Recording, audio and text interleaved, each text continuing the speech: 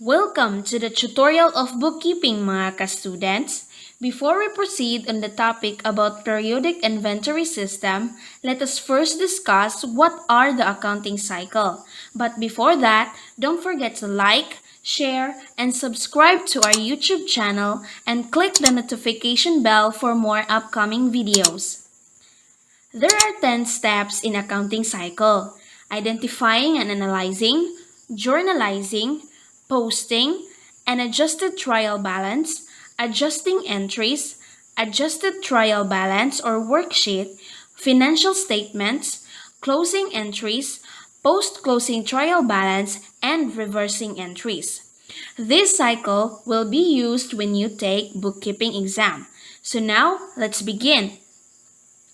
So these are the transactions of the month that Khrushchev Merchandising has made.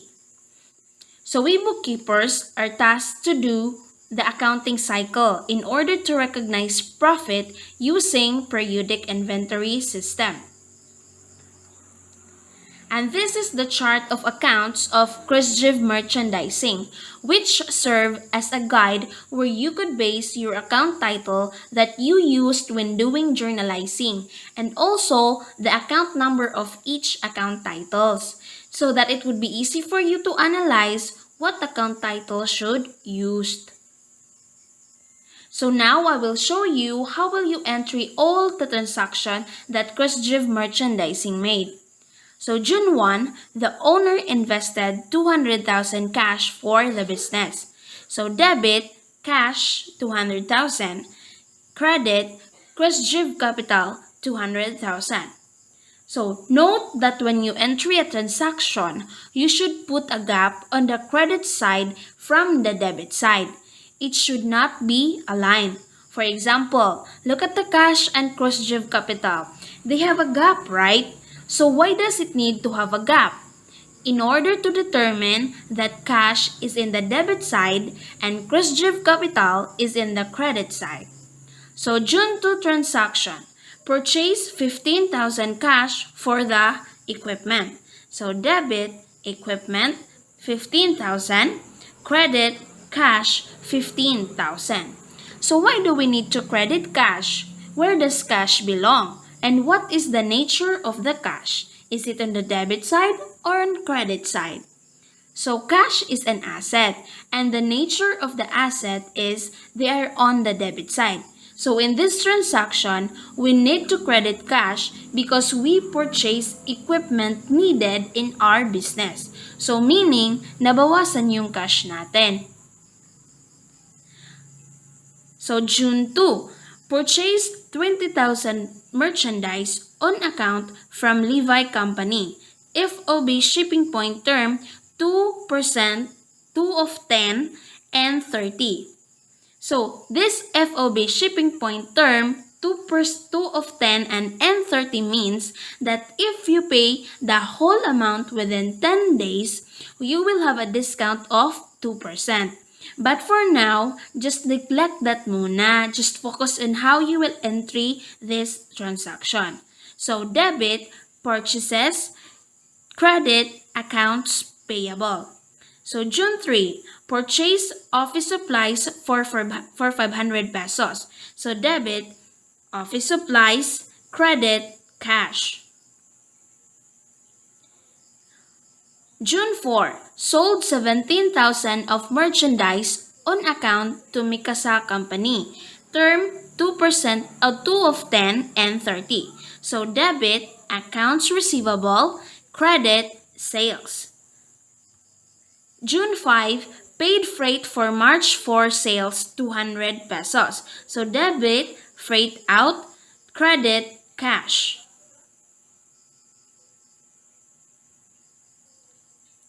June 6, received memo from Levi Company for defective merchandise for 500 pesos. So debit, accounts payable, credit, purchase returns, and allowances. So why do we need to debit accounts payable?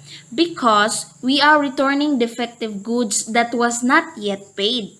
In order to lessen our liabilities, we need to debit the accounts payable. So, paid Levi Company, June 11.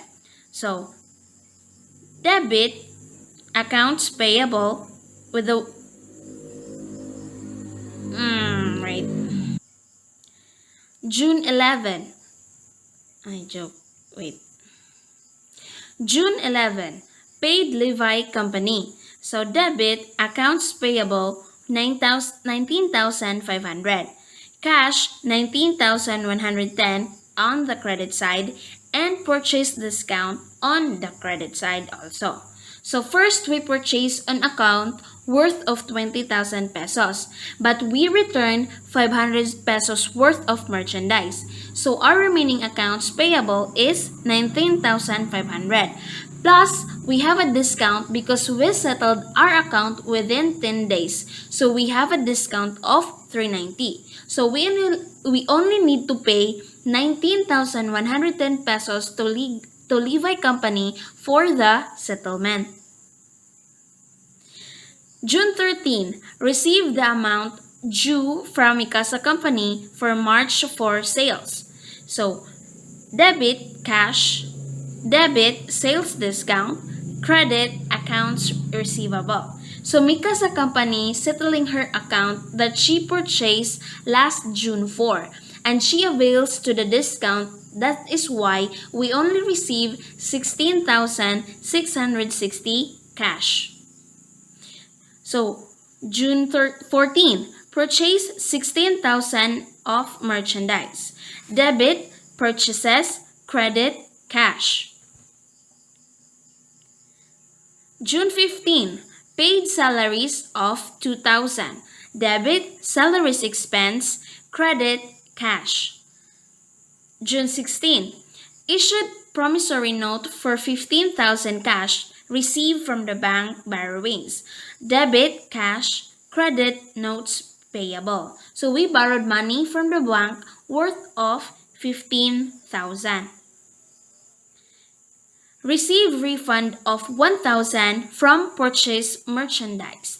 So debit, cash, credit, purchase, returns, and allowances. So 18. Purchase 15,500 merchandise from Eren Company. So FOB shipping point for term 2 of 10 and 30. So debit, purchases, credit, accounts payable. 20. Paid freight for 800 from June 18 transaction. So debit, freight in, credit, cash. 23. Sold 18,000 merchandise. So debit, cash, credit, sales. 26. Purchased 11,000 of merchandise. So debit, purchases, and credit, cash. 27.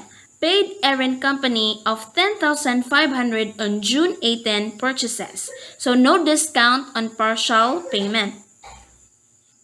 So debit, accounts payable, credit, cash. 28. Got cash from the business, 5,000. Debit, Chris drawing, and credit, cash. So we withdraw 5,000 cash from the business. 29. Paid return merchandise to customers from June 23 sales of 1,200. So debit, sales return and allowances, credit, cash. 30. Sold 14,500 merchandise on account to Armin Company.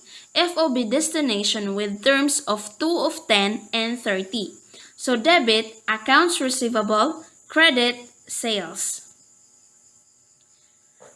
Same, paid salaries 2,000, utilities 600, advertising 2,000, rental 3,000. Debit, salaries, rent, utilities, advertising. So credit, cash with the total of 17,600. And merchandise inventory ending is 31,210.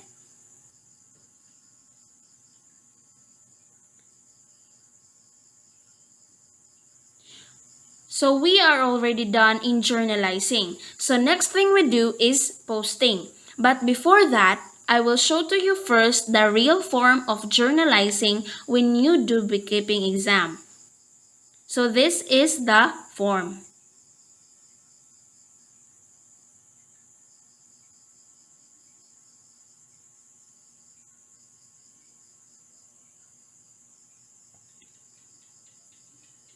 So this is the right form on how you entry a transaction.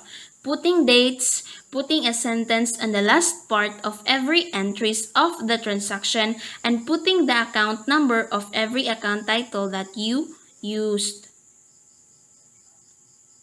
Now, let's do posting. In posting, the information from the journal are transferred to the ledger. So just like this cash, all of your transactions that involves cash can be seen in here. In posting, you will post the debit of your cash and the credit of your cash. And you also need to total every transaction. It can be addition or subtraction to your cash so that you can easily determine the remaining cash of the business. And it also applies to all account title that you need to post in your ledger.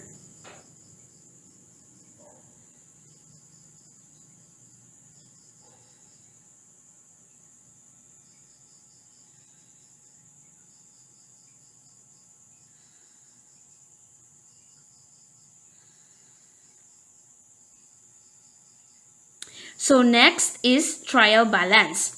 How to make a trial balance? First, we do the header in the center. On the first line, put the name of the company or business. Next line, the name trial balance. And lastly, the date with an introduction of as of. And then, let's proceed to the body. First, give a small space on left side for the account number, and then the account titles, and lastly, the debit and the credit side.